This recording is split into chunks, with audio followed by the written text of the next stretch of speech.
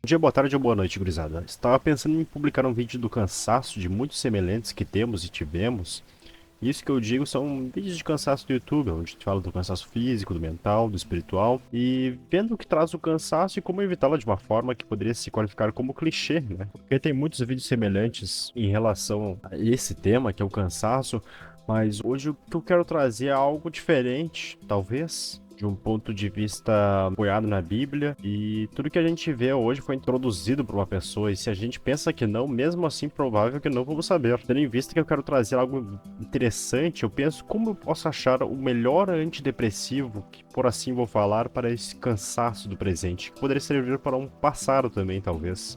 Bom, primeiro pensamento, já que está apoiado na Bíblia, é Deus, obviamente. Deus nos guarda, Ele é nosso refúgio, a pura verdade, justiça e amor. Agora, para termos Ele de refúgio, temos que crer. Como podemos crer mais em Deus? Lendo a Bíblia mais, pesquisando mais, orando, confiando mais no sentido de que Ele tem um plano para você, sendo de conforto para não se preocupar tanto. A fé em Deus é um grande refúgio, mas temos que buscar.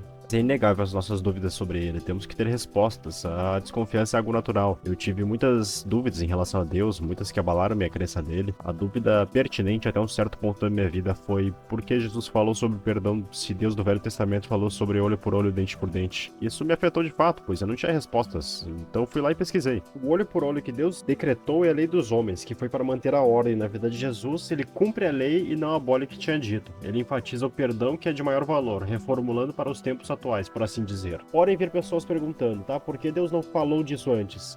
Bom, ele decretou no meu ver o que era a lei dos homens no jurídico e o que aconteceria, pois ele já sabia como os homens regiam. O olho por olho, antes dele, tinha sido repassar os 10 mandamentos, no qual tem o mandamento que você conhece, não assassinarás. Que Deus decretou foi a lei para os juízes julgarem parando a brutalidade da época. Quando Jesus vem, a humanidade já está preparada para Jesus, assim como está em Gálatas capítulo 4, versículo 4. Mas quando vem a plenitude dos tempos, Deus enviou seu filho, nascido de mulher, nascido sob a lei. Para falar sobre a lei, podemos ver em Gálatas também, capítulo 3, versículo 19 ao 26. Então, para que serve a lei? A lei foi acrescentada por causa das transgressões, até que viesse a semente para quem a promessa fora feita, e foi ordenada por anjos pelas mãos de um mediador. Ora, o mediador não é um mediador de um apenas, mas Deus é um só. Então a lei contraria as promessas de Deus? De modo algum. Se tivesse existido uma lei que pudesse vivificar em verdade, a justiça teria vindo pela lei. Mas a Escritura conclui tudo sobre o pecado, para que a promessa pela fé de Jesus Cristo possa ser dada aos que creem. Porém, antes que viesse a fé, éramos mantidos sob a lei, encerrados para a fé que havia de se revelar posteriormente, de modo que a lei foi o nosso tutor para trazer-nos a Cristo, a fim de que pudéssemos ser justificados pela fé. Mas depois que veio a fé, já não dependemos de um pedagogo, porque todos sois filhos de Deus pela fé em Cristo Jesus.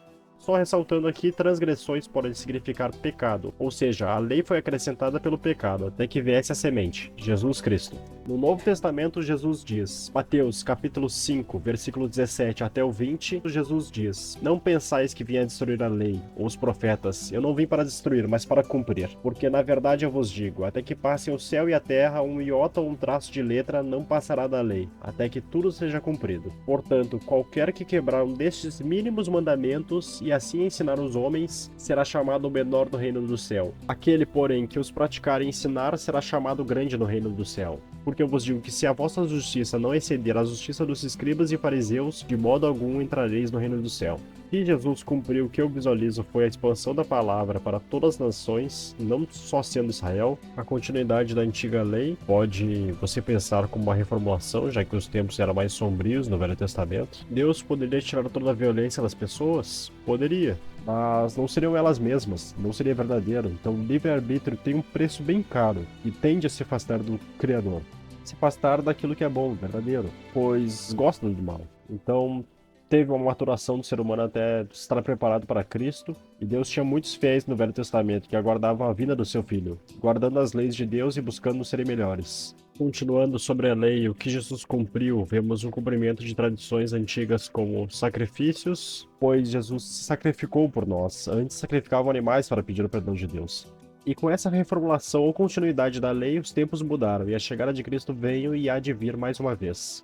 Uma passagem sobre a adoração de Deus através do Espírito vemos em João, capítulo 4, versículo 19 a 24. Disse-lhe a mulher: Senhor, eu vejo que tu és um profeta. Nossos pais adoraram neste monte, e vós dizeis que é em Jerusalém o lugar onde o homem deve adorar. Disse-lhe Jesus: Mulher, crê-me, a hora vem, em que neste monte nem em Jerusalém adorareis o Pai. Vós adorarais o que não conheceis, nós adoramos o que conhecemos, porque a salvação é dos judeus. Mas a hora vem, e agora é, em que os verdadeiros adoradores adorarão o Pai em espírito e em verdade, porque o Pai procura tais para adorá-lo.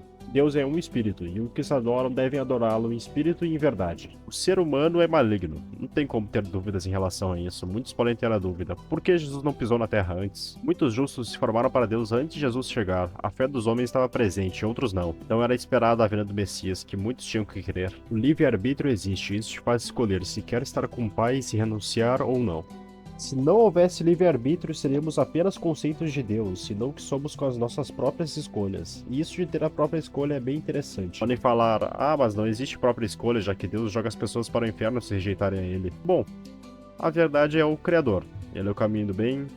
Se pensa em alguém viciado, essa pessoa tem escolha de sair do vício? Tem. E aquilo não é liberdade. Liberdade é algo verdadeiro. E quando você está com Deus, que é a mais pura verdade, você está sendo livre. Mas porque Deus não nos fez puros já? Porque Deus sabia que você não seria o que é, sendo assim do jeito que você é. O pecado de Adão e Eva eu visualizo como um olhar ao mal, e olhando ao mal se escolheu estar com ele. O livre-arbítrio já existia antes da decisão. O sofrimento veio da escolha. Deus, como um bom juiz, trouxe sua sentença se qualificando pelo que é verdadeiro diante do pecado.